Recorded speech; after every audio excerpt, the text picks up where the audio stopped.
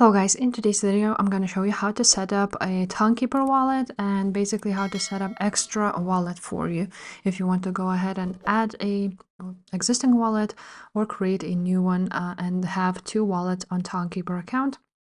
You want to click at the top where it says wallet, and then you want to click add wallet. From here you want to create new wallet or whatever you want to do. I'm just going to create a new wallet. Enter the passcode. After this, you will see, let's click later, and now you need to go ahead and name it. Let's write down second wallet.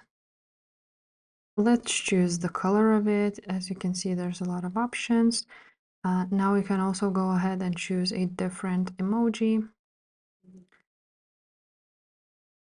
For example, let's choose this one. Or you can also do an emoji. So I'm just going to save it. And here you have it. Now you need to go ahead and back up your wallet. Click on backup. Backup manually by writing down the recovery phrase. And you're going to read all of this and make sure that you can access your recovery phrase and save it somewhere. After that, you will need to go ahead and write down those words. So do that. And now here you have it. Your backup is done. And now you can go ahead and choose a currency and many other things.